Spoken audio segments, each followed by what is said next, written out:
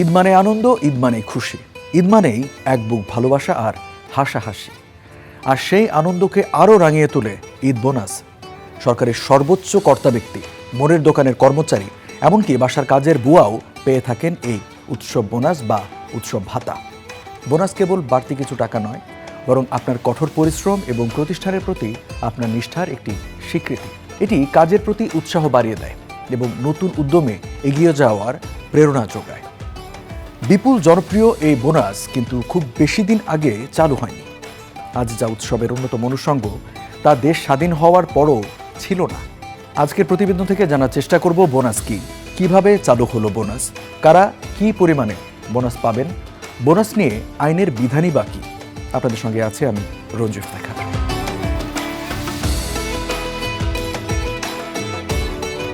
ব্যক্তিগত পর্যায়ে দেওয়া বকশিশ থেকেই মূলত আজকের এই প্রাতিষ্ঠানিক বোনাস এর উৎপত্তি।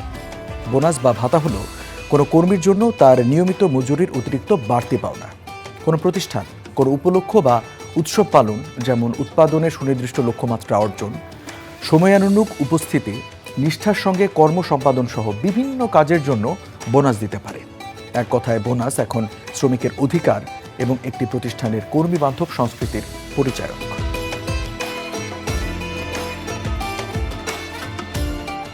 বাংলাদেশে সাধারণত বছরে ঈদ উল ফিতর ও ঈদ উল আজহায় দুইটি উৎসব বোনাস দেয়া হয়। বাংলাদেশ শ্রম আইন অনুযায়ী টানা 1 বছর চাকরি পূর্ণ করলে কর্মীরা এই বোনাস পাওয়ার যোগ্য হন। আবার কেউ কেউ 6 মাস পূর্ণ হলেও বোনাস পেয়ে থাকেন। সরকারি চাকরিজীবীরা সাধারণত মূল বেতনের সমান 2 ঈদে 2টি বোনাস পান, তবে কিছু ক্ষেত্রে বৈশাখী বোনাসও অন্তর্ভুক্ত থাকে। তবে বেসরকারি চাকরিজীবীরা এককভাবে বোনাস পেয়ে থাকেন। বাংলাদেশে সরকারিভাবে উৎসব ভাতার ধারণাটি সুসংগঠিত হয় 70-এর দশকের পর। কর্মচারীদের জীবনযাত্রার মান উন্নয়ন এবং উৎসবের বাড়তি খরচ সামাল দিতে সরকার বছরে 2টি প্রধান ধর্মীয় উৎসবে মূল বেতনের সমপরিমাণ বা নির্দিষ্ট হারে ভাতা দেওয়ার নিয়ম চালু করে। পরবর্তীতে এটি সরকারি গ্যাজেটের মাধ্যমে স্থায়ী নীতিমালায় পরিণত হয়। এ বিষয়ে জনপ্রশাসন বিশেষজ্ঞ ও সরকারের সাবেক অতিরিক্ত সচিব ফিরোজ মিয়া গণমাধ্যমকে বলেন, স্বাধীনতার প্রায় 1.5 দশক পার হওয়ার পর 1984 সালে দেশে বোনাস চালু হয়। পরে তা ব্যাপক জনপ্রিয়তা পায়। শতাধিক গ্রন্থের লেখক এই অতিরিক্ত সচিব বলেন, আগে এত মূল্যস্ফীতি ছিল না, দ্রব্যমূল্যের তুলনায় পে স্কেলগুলো ভালো ছিল, কিন্তু কালক্রমে মূল্যস্ফীতি বেড়ে যায়। একসময় সরকারি কর্মকর্তা কর্মচারীদের আর্থিক সহায়তা দেওয়ার প্রয়োজন দেখা দেয়। সেই প্রয়োজন নানাভাবে মেটানো হয়েছে। এর মধ্যে একটি হচ্ছে বোনাস বা উৎসব ভাতা।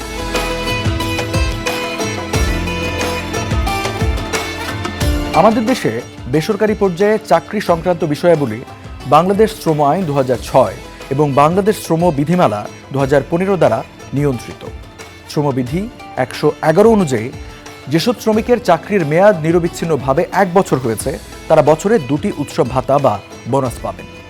প্রতিটি উৎসব ভাতার পরিমাণ মাসিক মূল মজুরির অধিক হবে না।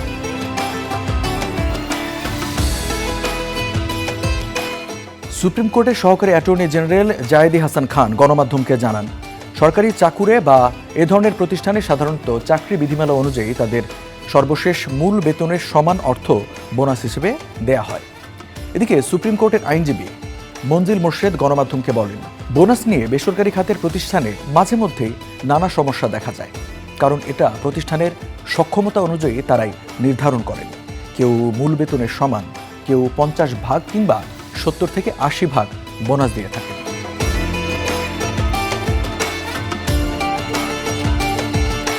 বাংলাদেশে সরকারি চাকরিজীবীদের ঈদ বোনাস বা উৎসব ভাতা সাধারণত ঈদের 7 থেকে 10 দিন আগে মূল বেতনের সমপরিমাণ অর্থ প্রদান করা হয়।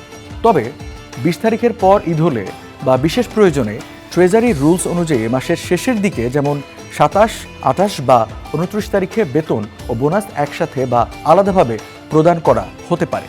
তবে বিশেষ প্রয়োজনে সরকার প্রজ্ঞাপনের মাধ্যমে বোনাসের নির্দিষ্ট সময় নির্ধারণ করে দিতে পারে।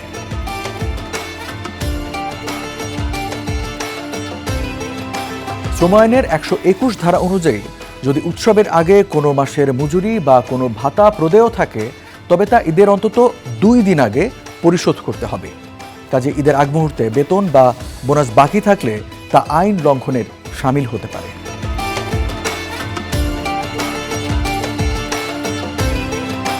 যদি কোনো প্রতিষ্ঠানে উৎসব বোনাস চুক্তিপত্রে উল্লেখ থাকে বা আগে থেকে দিয়ে আসছে আর হঠাৎ না দেয়, তাহলে তা শ্রমিকের অধিকার লঙ্ঘন হিসেবে ধরা হয়। এক্ষেত্রে শ্রমিকরা কারখানা শ্রম অধিদপ্তরে অভিযোগ করতে পারেন, শ্রম আদালতে মামলাও করতে পারেন। তবে বাস্তবে এই প্রক্রিয়া দীর্ঘ ও একটু জটিল।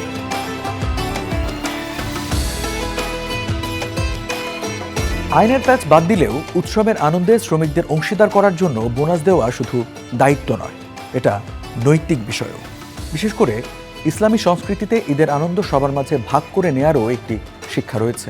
এক মাসের অতিরিক্ত অর্থে কোনো মালিকের বড় ক্ষতি না হলেও একজন শ্রমিকের পরিবারের ঈদটা বদলে যায়।